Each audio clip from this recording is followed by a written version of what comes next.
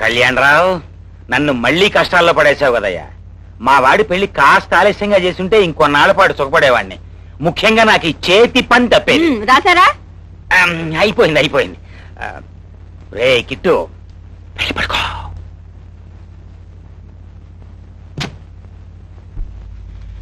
ఏమే, కిట్టుగాడు పుట్టిన దగ్గర నుంచి నేను ఇలా రాసుకోవటమే తప్ప ఒక్కనాడన్నా ముందు నా నవల అచ్చుకానివ్వండి. నీ నవల అచ్చయ్యేసరికి నేను ఇలా చేత్తో రాసుకుని నాకు నెర్వస్ వీక్నెస్ వచ్చేట్టుంది. ఆ తర్వాత నువ్వే రాసుకోవాలి చేత్తో. మీ తెలివికి చాలా సంతోషించాం. పెళ్ళవగానే నా నవల అచ్చు వేస్తానన్న పెద్ద మనిషి ఇంతవరకు కనపడలేదు. ముందెళ్ళి ఆయన తీసుకురండి, నా నవల అచ్చు వేయమనండి. ఆ తర్వాతే మీకు ఆ చేతి పని తప్పుతుంది.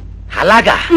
అయితే సందులు గొందులు ఎందెందు దాగిన అందందు వెతికి పట్టుకొస్తా రేపు.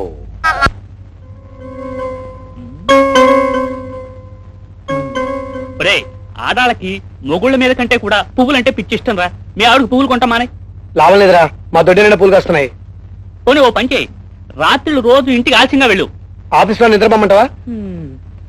ఐడియా. ఒరే, 30 రోజుల్లో భార్యను వెళ్ళగొట్టడం ఎలా అన్న పుస్తకం ఎక్కడైనా దొరికితే చదవాయి. ఇలాంటి చెత్త సలహాలు ఇవ్వడానికైనా ఎన్ని సిగరెట్ కాల్చి ఆఫీస్ అంతా పాటు చేసావు? దాందే ఉంది లేరా, పొద్దునే పని మనిషి తుడి చేస్తుంది. ఒరే ఐడియా, పని మనిషి అంటే గుర్తొచ్చింది. మీ ఇంట్లో పని మనిషి ఉందా? ఉందే. వెంటనే మానిపించాయి. మీ ఆవిడ చేత అంట్లు తోమించు, ఇంట్లో పనులన్నీ చేయించు, దెబ్బతో బారిపోతుంది.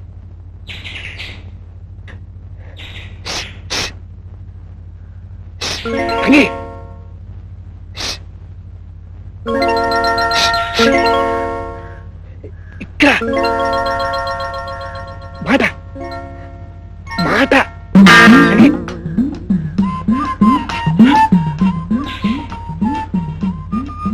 ఇంత పొద్దుటేటి బాబు గారు ఎవరైనా చూస్తే బాగోదు. అందుకు కాదు, నాకు అలాంటి అలవాట్లే లేవు. మాట అన్నారు మరి. ఏంటి మాట అంటే అందుకేనా? ఇంకా వేరే మాటలుండవా? మా మామ మాటని పిలిచాడంటే అందుకే. ఆ మాట కాదు, ఇది ఇంకో మాట. ఒక మాటకే మీరు టైం ఇవ్వటం లేదు, ఇంకో మాట ఏంటి బాబు? అయినా రంబలాంటి పిల్లాన్ని ఇంట్లో ఎట్టుకొని నాతో ఎటు బాబు మాటలు? అసలు నా మాట నేను చెప్పేది కొంచెం వింటావా? చెప్పండి. నువ్వు ఇంట్లోంచి 10 మంది ఏంటి బాబు? ఇంటికి గట్టి కలుస్తావు, నాకు చూడా, మెల్లగా మాట్లాడు. నువ్వు ఇంట్లోంచి 10 మంది నీ మాట కాదన్నాని నన్ను పనిలోంచి తీసేస్తారా? ఉండండి, మామగారితో ఈసని చెప్పి అటు ఇటు అది కాదు. పని మనిషిని మానిపించి పని అంతా మిమ్మల్ని చేయమన్నారా? వాళ్ళు ఏమన్నా నేను చేస్తాను. అది కాదు రంగి, మా అన్నయ్యలా కాకుండా మా ఆవిడ చేత మొదటి నుంచి పనులు చేద్దామని. ఓహో అట్టాగా, అయితే బానే ఉంది, మానేయచ్చు. జీతం పట్టరాపోతే మా మావత అంతాడే. అదే కదా నీ సమస్య. 1 నెల కాదు 3 నెలల జీతం తీసుకెళ్ళి మహన్ కొట్టు, ఓరు మూసుకుంటాడు. సరే బాబు వస్తా. రంగి మాట మాట. అయ్యో ఆ మాట కాదు, ఈ సంగతి ఎవరితో అనుకో అనను కానీ సుందరం బాబు, మీరు చెప్పింది నేను చేశాను కదా, నేను పని చెప్తాను చేస్తారు మరి. ఓఎస్, ఇంత సహాయం చేసిందని ఆ మాత్రం నీకు సహాయం చేయలేనా? ఎవడో చెప్పు. సుందరం బాబు, ఎప్పుడో ఒకప్పుడు తీరిక చేసుకుని నాతో 1 గంట సేపు గట్టిగా మాట్లాడేసింది బాబు. అమ్మో,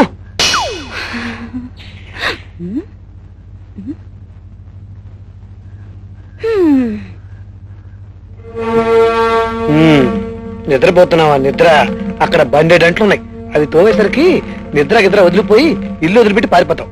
చెప్తా.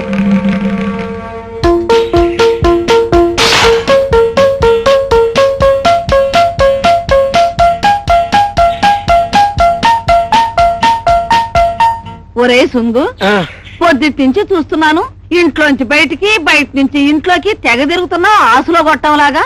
ఈ జేబులో 10 పైసలు బిల్ల పెట్టానే, పొద్దునుంచి ఆ బిల్ల కనపట్టలేదు. అంట్లో ఏమైనా పడిపోయిందా?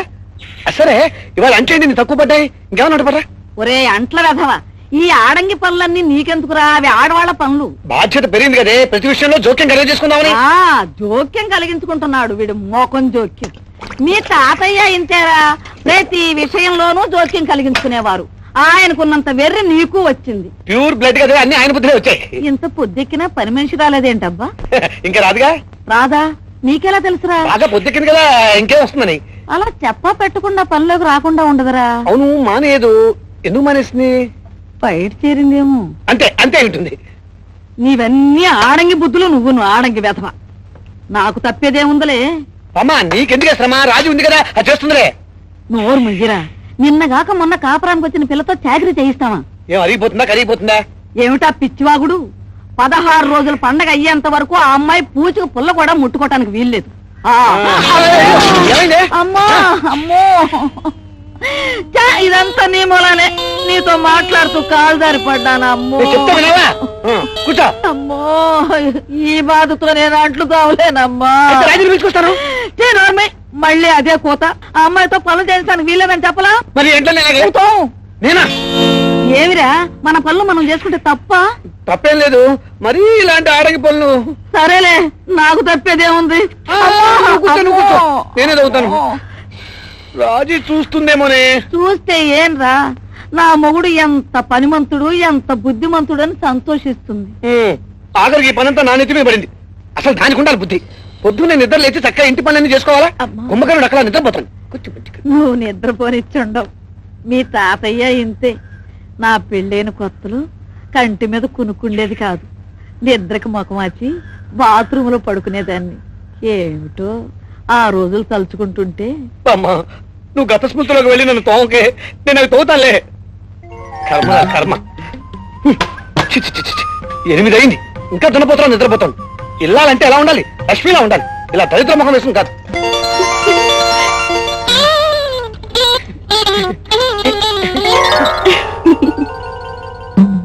ఏంటి బాబు, మాట్లాడటానికి వచ్చావా? అందుకదే. మరి ఏటిలాగొచ్చావు? మా మామసలే మంచోడు కదా, వెళ్ళిపో, వెంటనే వెళ్ళిపో. మీ మావ మంచోడో కాదో కనుక్కోవడానికి రాలేదు. నేను మళ్ళీ పనులకు పిలవడానికి వచ్చాను. అరే రే రే రే, ఇయాలే ఏరే చోట్ల పని కుదిరిపోయానే. అది సరే గాని బాబు, మనం ఎప్పుడు మాట్లాడుకుందాం? బా, నీకెప్పుడు అదే యావా? నా బాధను అర్థం చేసుకోవా? అక్కడ పని మనిషిరా. అది కాదు బాబు, వాళ్ళు 300 అడ్వాన్స్ ముందే ఇచ్చేశారు. 300 ఇదిగో 300. డబ్బిచ్చిన పేళం చేట్టుకుంటావా? ఇప్పుడు చెప్పరా, ఏంటి కాళ్ళేటి చేతులేటి, నీ ఎవ్వరేట్రా? తోయించుకుందామని. పోల్చుకుందావనా? అది కాదు, నేను నా పేళం ఎదురుగా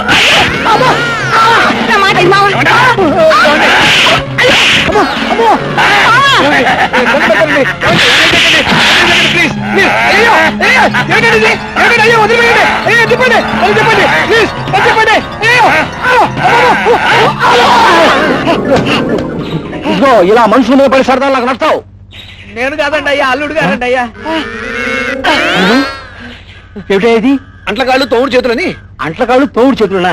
ఈ సామెత ఎక్కడ వెళ్ళలేదే, అసలు తిరిగేనా? ఏమో నాకేం తెలుసు. అయ్యా, నాకు అర్థమైందండి అయ్యా. అల్లుడు గారి వ్యవహారం 3 పాకలు 6 కోకల్లా వెలిగిపోతుందండి అయ్యా. నువ్వు ఆపవా? అసలు సంగతి ఏమిటల్లుడు? ఏమీ లేదండి. నేను అయిపోయింది బాబు, మా రంగిని పళ్ళుకు రమ్మని చెప్పడానికి వచ్చారంటగా. నేను ఎప్పుడే చెప్తే విన్నావా? నన్ను మిస్అండర్స్టాండ్ చేసుకుని నా మెక్కలు ఏదన్నా. క్షమించండి బాబు, దెబ్బలు ఏమైనా గట్టిగా తగిలాయా? అదే మెత్తగా వెళ్ళి తవరేలండి బాబు, దాని పళ్ళకు పంపిస్తాను. నువ్వు వెళ్ళా. అది తండయ్యా సంగతి. మావయ్యారు, అబ్బా తంతే తన్నాడు కానీ అమాయకు వెధవా. నలుగురికి ఈ విషయం తెలిస్తే బాగుండదు. మీరు ఎవరితో మనకంటే వస్తాను. సామెత చెప్పినట్టుగా ఉంది. సామెత అన్నా చెప్పండి అయ్యా, నడవనన్నా నడవండి అయ్యా. నా పెళ్ళాన్ని లేవ తీసుకుపోతే లేవ తీసుకుపోయాడు గాని నలుగురిలో పట్టుకుని వస్తే అంటాడేమో నేను భయంగా ఉంది అన్నట్ట. ఇలాంటి వాడు ఒకడు. వారు మీ అల్లుడు గారండి అయ్యా.